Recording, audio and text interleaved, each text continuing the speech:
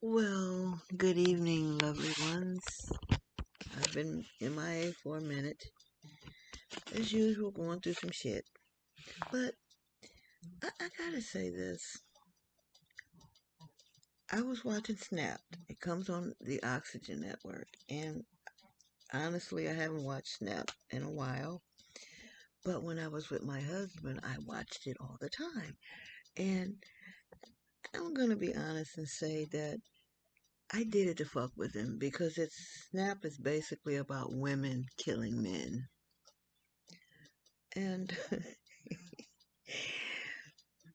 now, I thought about a few things with him. Like, one night I got a big pot of water and I put it on the stove and I let it boil.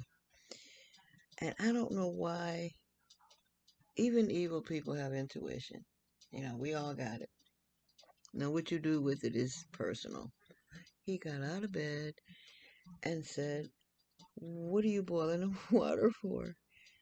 And I said, "Well, that little thing between your legs seems to be giving us a lot of problems, so I'm going to solve it."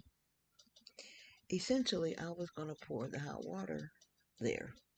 Well, he turned the stove off and poured the water out, and I said, "Well, the water bill is paid, and the gas bill is too, so I'm just going to fill the pot up with more water and boil some more." Well, needless to say, he sat up for a while, but I really was not going to pour the water on him.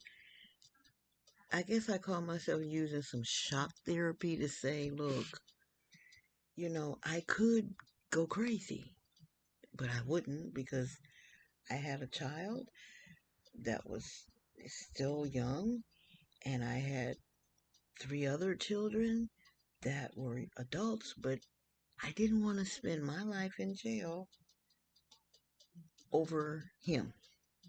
Well, anyway, get back to Snap. So I'm watching this episode about this rapper in Atlanta, Raheem Grant, who was essentially murdered by his baby mama, Sierra, whatever her name was. And this girl really, well, she's a woman, but she's a girl in the mind, had been a problem most of her life. And she had a baby by Raheem, who was an aspiring rapper who probably, if he had lived, might have, you know, made it great. But he didn't want her because he discovered she was a fruitcake. And he's a terrific dad, had custody of their daughter, did everything for the daughter. She didn't have a place to stay. He let her stay in his apartment so they could co-parent. Well, he had another girl over, which probably pissed the bitch off, the Sierra girl. In essence, he ended up filming his murder on his phone, which help her get committed for murder. She got 125 years, which is, I sometimes I think they should have public executions. You steal, your hand goes off. You molest a kid or rape somebody, chop that dick off right on a chopping block in public. That would cut down on a lot of crime. But, hey, I'm just saying. But she shot him 5 times. The last shot was in the top of the head as he was laying on the floor. And she's ranting and raving, trying to come up with an alibi. You beat me for 4 years. You did this, you did that, which was all a lie. She knows she's going to kill him, so she's coming up with a reason to have killed him. It was a calculated murder, premeditated murder. So it kind of put me in a kind of a mood. And my mood was, wow, she was a beautiful woman. He was a very handsome, talented young man. Life gone. And I'm laying in bed thinking, what do people think? Because I go through this in my life too, not to that extent, but I sit back and I think, what do people think? How do they think? Or are they so twisted they don't think? And we live in a very narcissistic world. I was married to one, and I'm living with one. My mother's a she's a malignant narcissist. It's at 81, it's bad. People make simple things complicated. And, it goes back to do unto others as you'd have them do unto you. In other words, don't do something to me that you don't want done to you. It's simple. I don't want nobody doing that to me. So why should I do it to somebody else? Because the law of reaping and sowing is very much alive. It's a universal spiritual law that what you put out, you get back. So if you don't want to receive that karma, why start the karma? It's really simple. Um, and I don't know who I was telling this to, that the most important things in life are free. Listening, not hearing. Listening is free. Compassion is free. Joy is free. Hope is free. And above all, love is free. Those things are important and they cost nothing. All you have to do is give yourself the way you want somebody to give to you. And I don't know. Maybe I'm from outer space somewhere, but I always, let me back the train up. I'm an empath, so I look at things in that way. And I have another story. I'm always thinking. Yeah, and I need to shut it off. You guys know about the young man that I've been kind of like crushing on, and well, he has a girlfriend, and I really didn't expect him to leave his girlfriend for me. But I had an epiphany the other day,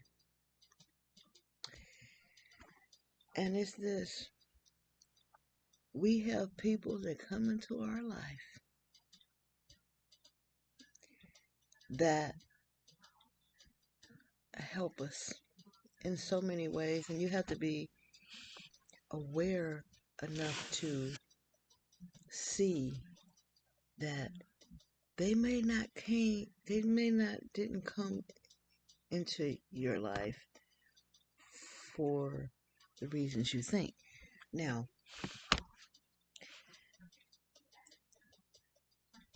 I started cooking for this young man because he was sick, and I'm really a soup person.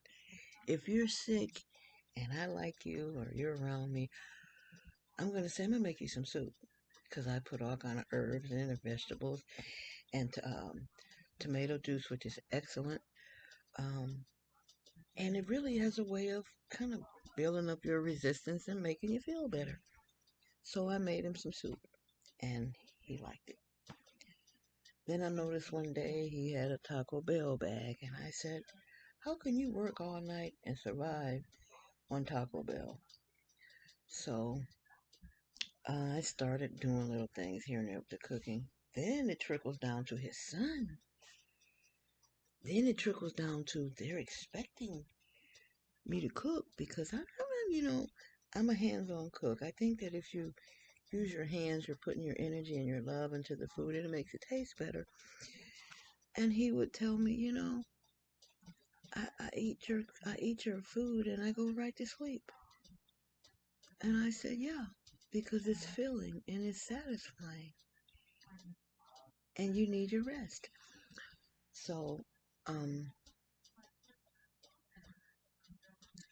that's one thing, the cooking. Now, I'm going to get to the meat of the matter in a minute. Then, the sexual chemistry between us is really strong. It still is. And I have this man, 17 years younger than me, literally drooling to sleep with me, that finds me so attractive. And, this isn't something that was made up. It was really coming from a genuine place. And at one point I was going to go back to Georgia because, yeah, I'm dealing with a really bad narcissist here. And, we all tend to want to step back in a comfort zone, that's home and, whatever. And I told him, I said, I gotta leave. I gotta go. I can't deal with the bullshit. I need peace. He looked at me a day later. I hadn't left. I went by there like a little kid, looked down at his hands and looked up at me and said, I'm gonna miss seeing your pretty face. And I said, okay, yeah. And then he looked at the most genuine look. You're really gonna leave me? And I said, no, no, I'm not. So this man, he's 45, he's man. This man saw value in my cooking. He saw value in me. He saw value in my nurturing. He saw value in my telling him things like, get you some sea salt. A lot of things I told him. I can't go through the whole list. Whereas and he's only known me really on a real personal level, maybe 5 or 6 months. And I was with a man 19 years, and he didn't even value any of that. He valued none of it. So this stranger, this 45-year-old man that I met, this stranger, took me back to where I had to say, wait a minute, I remember her. I remember the pretty woman, the desirable woman with a lot of magnetism that could turn heads when she walked in a room. I remember that. I want to get back to that. And I've been on a journey since March getting back to that. I'm almost there. Just a few little more tweaks, but I'm almost there. And I had a man of 19 years that tore it down, bit by bit by bit by bit. Because the things that attracted him to me were the things that attracted this 45-year-old man to me. I'm the same woman. And this man of 19 years, my covert narcissist husband, slowly tore it away. Because that's what had been done to him. Narcissists are not born, they are created. So, for anybody out there listening and you're going through something that is taking you from you, things will take you from you, where you lose you.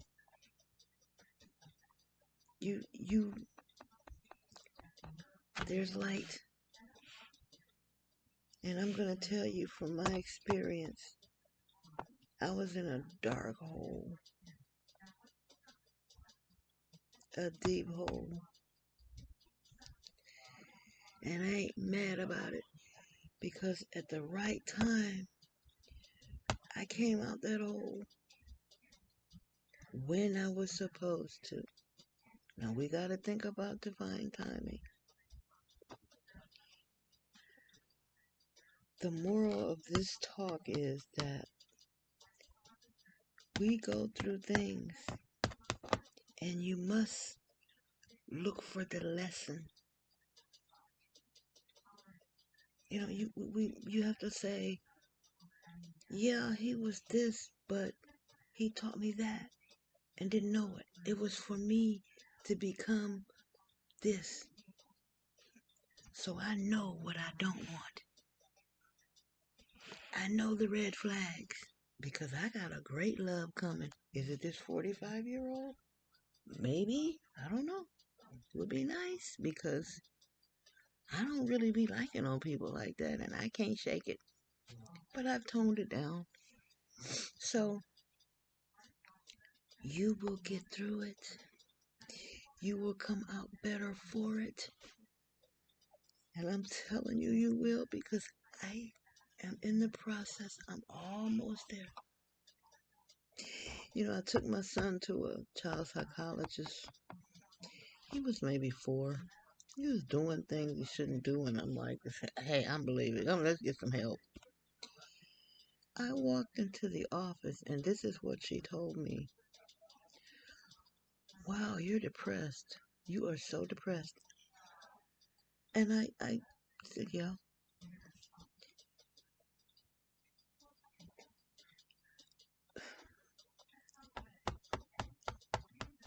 People can see that. Well, she was a professional too, but she could see that dark hole I was in. And I not only had the bullshit with my husband and the cheating and the lies and the second phones and you know I'm finding the phone and he's talking to 6, 7 bitches and but you're telling me I'm crazy. Or I see you at the car wash, me and my son, and you got the red phone up to your ear and you come home and tell me it was a screwdriver.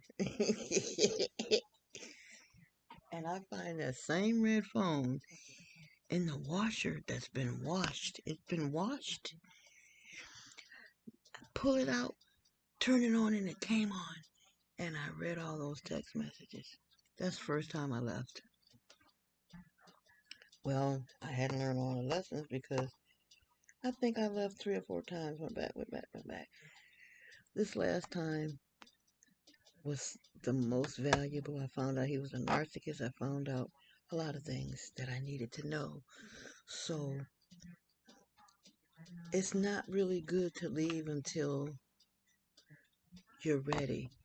And how do you know you're ready? Everything falls into place for you to go. There's no struggle. There's no pain. There's no what ifs or questioning. You just know it's time to go. Well, unless your life's in danger. But learn the lesson. It's in there. You gotta dig deep, dig deep. The lesson's in there. And when you find that when you find what this lesson is, excuse me,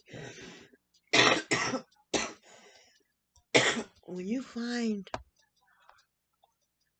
this lesson, it's an eye-opening experience because the and this was just a couple of days ago that I thought about this 45-year-old man appreciated things that everybody that I love took for granted. And that's getting me back to me. You don't be mad. The anger is gone. The hurt is gone. All that's gone. And you thank him. And I had my husband on block for a couple of weeks. I took him off block. I can talk to him. He used to trigger me. That's why I put him on block. Didn't trigger me. I have a nice conversation, laugh and talk. Cause I don't give a fuck. I don't give a fuck. I'll never say thank you for, you know, neglecting me emotionally or any of that. But I do. So, this has been a long one. I've never done 120 minutes. I love you guys. I hope you like my video. I'm always gonna do it in blackout because that's my stroke. And you can like my video, subscribe. This is all new to me, and my lottery numbers, because I've been dreaming them. 302, 618, and 630. Those are from dreams that I've had in the last week. So love you guys. Thanks for listening. Have a nice evening. Bye-bye. We'll talk to you later.